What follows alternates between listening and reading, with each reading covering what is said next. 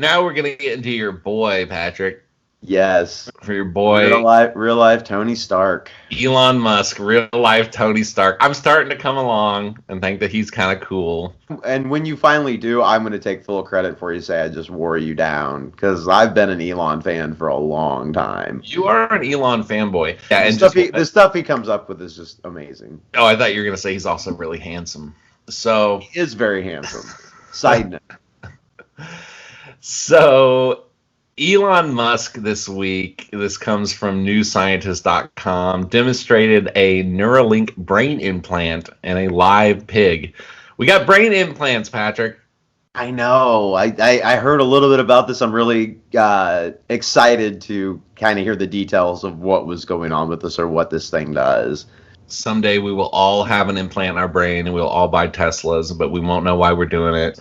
Elon Musk has showed off his company's Neuralink brain-computer interface for the first time. And my understanding is he wants this to be a people thing. I mean, he wants this to be like, yes.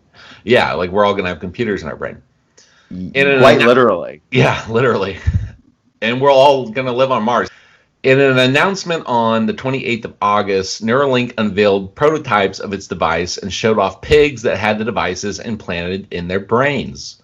The device resembles a coin with extremely thin wires coming from one side of it. It is designed to be implanted in the skull with wires embedded a few millimeters into the surface of the brain. Those wires can then detect the neurons are firing or emit their own electrical signals to make the neurons fire.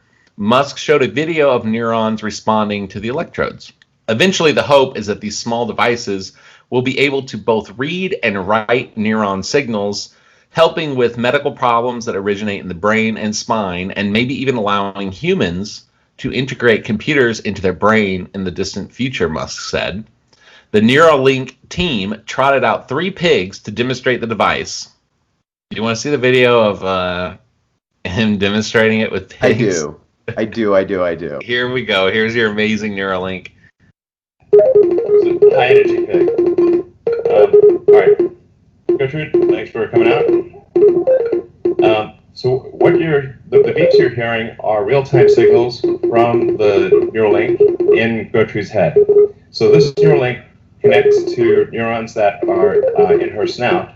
So whenever she snuffles around and touches something with her snout, that sends out neural spikes, which are detected here. And so on the screen, you can see each of the spikes from the 1024 electrodes. And then if she snuffles around, touches her snout on the ground, or you kind of feed her some food, pigs love food, then you can see the neurons will fire much more than when you're not touching the snout. And that's what's making the beeping sound. All right, cool. So as you can see...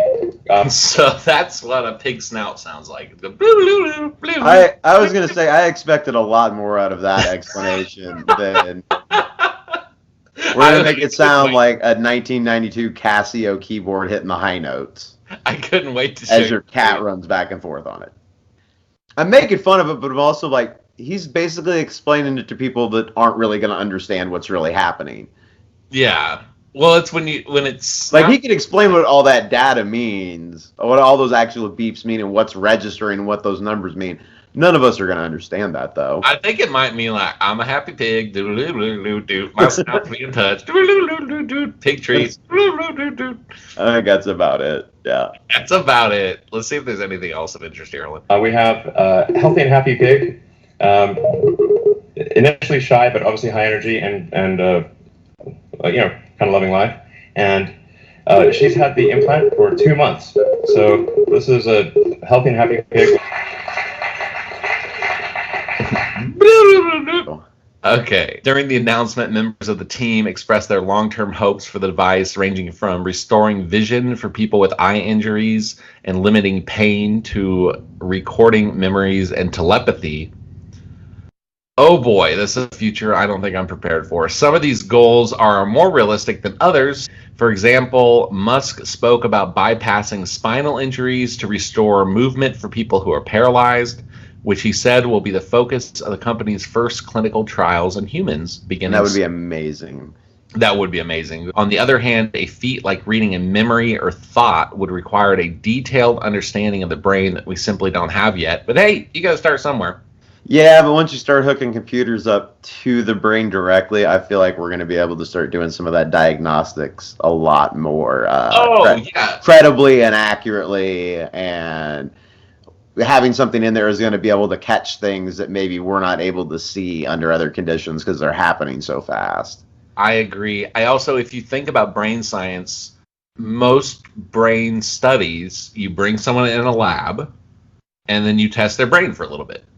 And that's the end of the study, right? So, like, this would be a way to, theoretically, if people volunteered, you could amass more brain scans in, like, a couple months than we have throughout all of human history. Yeah. And you'd see them all throughout daily life and whatnot. There's a lot that scares me about this, too, but there are a lot of positive possibilities with this. I do want to say this doctor, though, that they interviewed did say that the challenging part that they pulled off is that the animal's happy looking and walking around and acting normal.